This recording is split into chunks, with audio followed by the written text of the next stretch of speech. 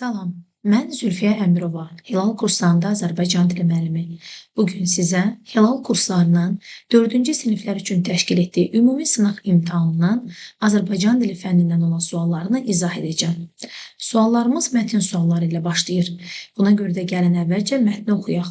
Bir atanın 7 oğlu var idi. Onlar bir-biri ilə yola getmir. Hər dəfə dava salır, mübahisə edirdilər.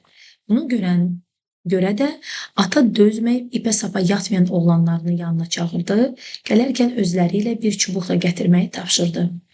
Oğlanlar ataların sözündən çıxmayıb deyilən kimi etdilər. Hərəsi bir çubuq tapıb atalarının yanına gətirdilər. Ata çubuqlara diqqətlə baxdı, sonra birini böyük oğluna verib ondan çubuğu sındırmasını xahiş etdi. Oğlan çubuğu götürdü və asanlıqla sındırdı. Sonra ata oğlanların hər birindən 7 çubuğu birlikdə sındırmağı xahiş etdi.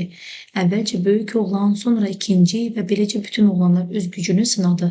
Lakin oğlanlar nə qədər çalışsalar da 7 çubuğu eyni anda heç biri sındıra bilmədi. Ata oğlanlarına dedi, gördünüzmü övladlarım, bir çubuğu asanlıqla sındırmaq oldu, ancaq 7 çubuğu eyni anda sındırmaq mümkün olmadı. Bax, siz tək olsanız, hər birinizə dayaq olmasanız, düşmənlər bundan istifadə edər və siz asanlıqla məğlub olarsınız.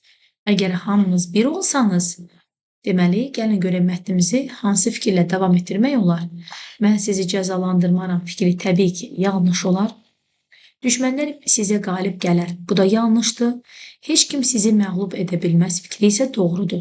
Məğlub olarsınız yanlış, birliyiniz olmaz. Bu da yanlışdır. İkinci sualımız mətndəki hadisələri sxemləşdirsək, hansı nəticəyə gəlmək olar?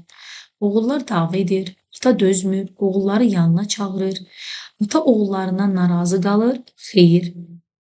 Ardıcıllıqda bura, sual işarəsinin yerində bunu yazmaq olmaz. Oğullar birliyin gücünü anlayırlar, əlbəttə ki, bu doğru olar. Atanın dedikləri nəticəsiz qalır, əlbəttə ki, yanlışdır. Oğullar yenə mübahisə edirlər, bu da yanlışdır. Ata oğullarına yenə qəzəblənir, təbii ki, bu fikirdə yanlış olacaq. Mətndə hansı suala cavab yoxdur? Atanın neçə oğlu var idi? 7. Ata nə üçün oğlanlarını yanına çağırdı? Çünki onlar tez-tez mübahisə edirdilər. Ata oğlanlarına nə tapşırdı? Gələrkən hərəsinin bir çubuq gətirməyini. Ata oğlanlarını necə cəzalandırdı? Belə bir cəza tədbiri mətndə yox idi. Atanın nəsihəti nə oldu? Mətnin son hissəsində biz bu nəsihəti də gördük. Mətndə qarşısında Roma rəqəmi qoyulmuş hansı cümlədə məcazi mənalı ifadə var? Gəlin mətndəki Roma rəqəmi yazılmış cümlələrlə tanış olaq. Birinci cümlə, atanın 7 oğlu var idi. Əlbəttə ki, burada hər bir söz həqiqi mənada işlənib. Buna görə də bir gün ata dözməyib, ipə sapa yatmayan, təbii ki, ipə sapa yatmaq burada məcazi mənada işlənib. Deməli ki, cavabımız ikinci Roma rəqəmi olacaq. Yenə də digərlərinə baxaq. Üçüncü, oğlan çubuğu götürdü və asanlıqla sındırdı. Burada da məcazi mənalı heç nə yoxdur. Lakin oğlanlar nə qədər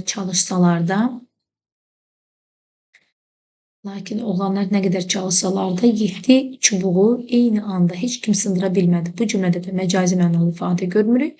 Və 5-ci cümlə ata oğlanlarına dedi. Burada da məcazi mənalı ifadə yoxdur. Demək ki, cavabımız ikinci B bəndidir.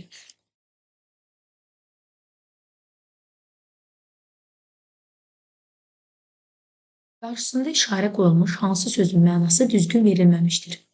Rica etdi, gəlin baxaq. Rica etmək, bəli, xahiş etmək doğrudur. Yoxladı, sınadı olacaq, səhv etmirəmsə. Bəli, burada gördüyünüz kimi sınadı sözü var, bu da doğrudur. Daha sonra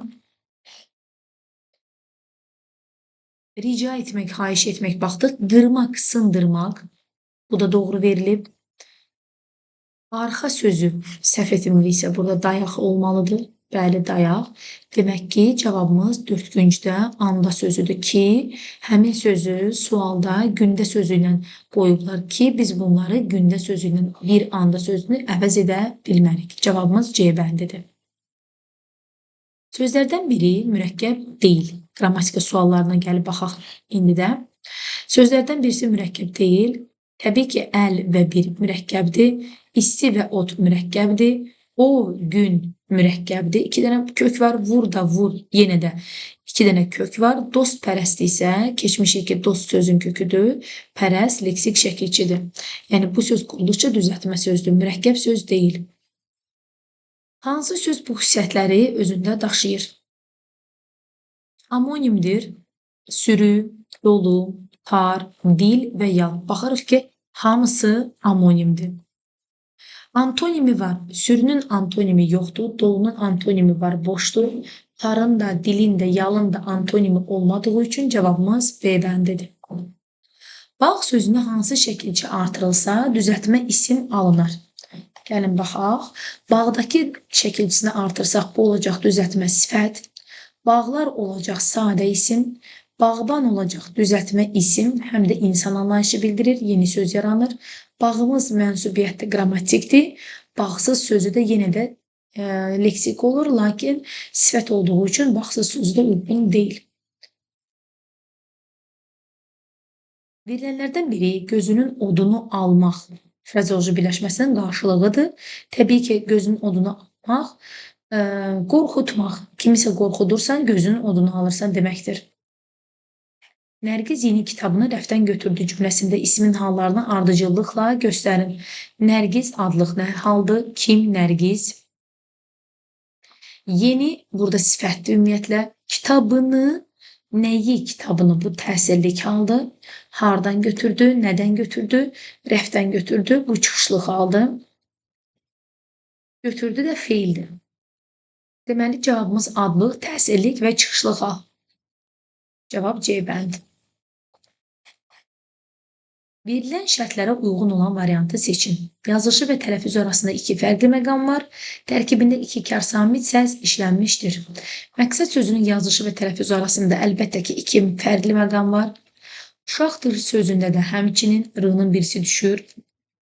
Q'nı da biz x kimi tələffüz edirik. Faciə sözündə i ilə ə-nin arasına y artırılır. Neftçi sözündə t samiti düşür.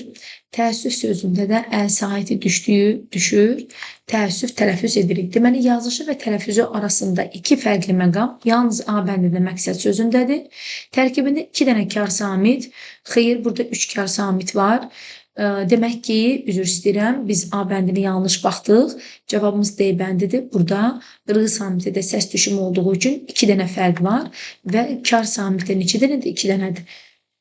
Cavab D bəndi. Hansı sözdəki şəxs şəkilçisi fərqli tələffüz olunur? Müəllimdir sözündəki dir şəxs onluğudur, 3-cü şəxsin şəxs onluğudur. Yuxarıda da qeyd etdiyimiz kimi burada r samitinin tələffüzü düşür.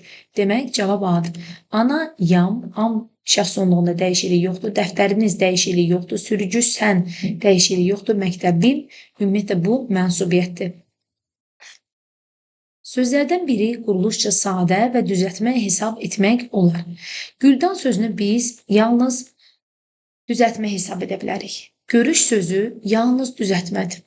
Yanacaq sözü həm düzəltmədir, benzin, neft mənasında. Bir də var, bir şey yanacaq, kül olacaq. Yanmaq sözün kökü də acaq qrammatik. Otlaq sözündə laq yalnız leksikdir, sıxlıq sözündə də lıq yalnız leksikdir. Bizdən isə quruluşca sadə və düzəltmə olan sözü istəyir. Təbii ki, cavabımız yanacaq. Hansı fikir doğrudur? Ön şəkilçilər milli və alımlı olur. Əsla milli ön şəkilçimiz yoxdur. Yarış və barış sözləri morfoloji üsulla yaranıb.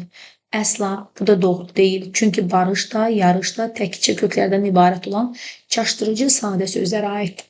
Söz dəyişdirici şəkilçilər sözün əvvəlinə və sonuna artırılır.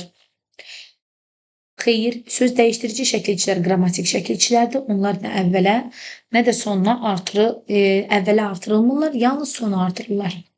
Mürəkkəb sözdə artırılan söz düzəldici şəkilçi, söz düzəldici, yəni leksik şəkilçi onun quruluşunu dəyişir. Əsla dəyişmir. Məsələn, xoşbəxt sifəti idi. Xoşbəxtlik oldu isim. Yəni, nitq səsi dəyişə bilər, amma quruluşu dəyişməz. Bir cür yazılan milli şəkilçilər də var. Əlbəttə ki, var. Gil, daş, sallaq, sov, şın, səhifə 45-də bunu yazmışdılar. 15-ci sual. Cümlələrin birində düzəltmə toplu isim işlənib. Deməli, biz cümlələrdə toplu isim tapmalıyıq və bu toplu isim quruluşça düzəltmə olmalıdır.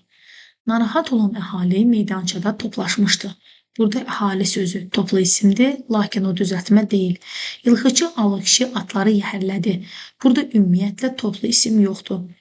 Xalqların dostluğu vacibdir. Burada xalq sözü toplu isimdir və o da sadədir quruluşca. Ordu döyüşə hazır idi. Ordu sözü toplu isimdir, sadədir. Sürü otlaqdan qayıdırdı. Bəli, bu quruluşça düzəltmə toplu isimdir. Sürmək sözündən sürü ismi, toplu ismi yaranmışdı. Sinonim isimlərdən ibarət cərgəni seçin. Yenə də biz həm sinonim, həm də isim olan sözləri seçməliyik. Qəmli, qüssəli sinonimdir, amma isim deyil. İstedadlı, bacarıqlı sinonimdir, lakin isim deyil.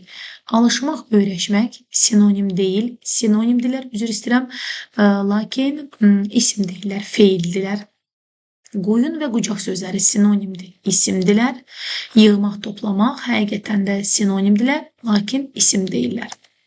Xüsusi isimlərdən biri ümumi isim kimi işlənə bilmir. Mirvari sözü ümumi isim kimi işlənə bilər. Kiçik hərflə yazsaq görərək ki, mirvari xüsusi ümumi ismi var. Bizdən isə bilməyəni soruşur. Coşqun sözünü kiçik hərflə yazdıqda belə bir isim yox, sifəti olduğu üçün cavabımız B-dir. Ulduz sözü kiçik hərflə yazıldıqda bu da ümumi isimdir. Ceyran kiçik hərflə yazıldıqda ümumi isimdir. Duyğu sözü də kiçik hərflə yazıldıqda ümumi isim olduğu üçün cavabımız nə olur? B bəndi. Hansı bənddəki ilk sözün son samiti cingiltili tələffüz olunur? İlk söz şad sözüdür və son samiti də d burada dəyişmir. Çünki biz BDGC qaydasına görə keçmişdik ki, əgər söz samit, üstəgəl said, üstəgəl samit ibarətdirsə, şad sözünün sonundakı d samiti heç bir halda dəyişməyəcək və yəni cingiltili tələffüz olunacaq. Tüfəng qundağında gil samiti özünün kar qarşılığına keçir BDGC qaydasına görə. Qılınc tutmaqda gil samiti özünün kar qarşılığına keçir BDGC qaydasına görə. Kitab rəfində b samiti özünün kar qarşılığına keçir. Gənc zavodunda da həmçinin, yəni cavabımız A bəndidir. Füzulinin abidəsi birləşməsində ikinci sözdəki uzanan saitlə bağlı doğru fikri müəyyən edin. İkinci söz abidə sözüdür və burada uzanan sait A saitidir. A saiti qapalı saitdir, xeyir. Dil arxası saitdir, düzdür. Açıq saitdir, düzdür. Dodaqlanan saitdir, yanlışdır. Cavabımız 2, 3. Bizdən də doğru fikirlər istəyir. Verilən sifətlərdən biri məna qrupuna görə fərqlənir. Bənövşəyi məna qrupu dediyi üçün biz onların leksik mənasına baxacağıq. Bənövşəyi rəng bildirən sifətdir, cəhrayı rəng bildirən sifətdir, narıncı rəng bildirən sifətdir, qızılı yenə də rəng bildirən sifətdir, lakin ağıllı isə keyfiyyət bildirən sifətdir. Cavabımız E bəndidir. 21-ci sual. Sözlərdən neçəsi quruluşu düzəltmədir? Başdan başlayır hər şey. Başlamaq, soruşmaq sadə sözdür. Toplamaq, topdan toplamaq, yüksək bütün kökdür. Salamlaşmaq, salam sözün köküdür. La leksik, şı leksik. Dülgər sadə sözdür. Bulamaq da sadə sözdür. Bizdən düzəltmə olan sözlərin sayını istəyir. 1, 2 və 3 ədəd düzəltmə sözümüz var. 22-ci sual. Əlamət bildirən sözlərdən biri çox mənalıdır. Əlamət bildirən söz dedikdə biz sifəti düşünməliyik və bu sifət çox mənalı olmalıdır. Gəlin əvvəlcə baxaq. Yuva isimdir, ağız isimdir, iti sifətdir, ağdakı sifətdir, açmaqda feildir. Ağdakı sözü çox mənalı olmadığına görə cavabımız iti sözüdür. İti bıçaq həqiqi, iti söz isə məcazidir. Sadə sifətlər olan bəndi müəyyən edin. Balaca sadə sifətdir. Dağınıq sadə sifətdir, alçaq da sadə sifətdir. Demək cavabımız A bəndidir. B bəndində böyüməkdən böyük bəndi deyil. İlıq sadədir, lakin soyumaqdan soyuq. Əsəbdən əsəbi, dolmaqdan dolu. Tələffüz şəklində verilmiş hansı sözün son samiti K ilə yazılmalıdır? Xalq sözünün son samitini biz Q ilə yazırıq. Sadiq sözünün son samiti yenə də Q ilə yazılır. Qonaq G samiti ilə yazılır. İt İttifaqı ilə yazılır. Mayak sözü isə həqiqətən də K samiti ilə yazıldığı üçün cavabımız C bəndidir. Və mürəkkəb sözlərin birinin yazılışı yanlışdır. Dəymə düşər bitişik yazılmalıdır. Elə cavabımız A bəndidir. Kör, çöp bir tərəfə ayrılıqda belə işlənə bilməyən sözdür, düzgündür. Basabas bitişdiricinin köməkliyi ilə düzgün yazılıb. Kömək etmək mürəkkəb feildir, ayrı yazılıb, düzgündür. Qeyri sözünün köməkliyi ilə düzələn mürəkkəb sifətlər də dəstə yazılır. Yəni cavabımız A bəndidir. Uğurlar, hər kəsə yüksək nəticələr arzu edirik.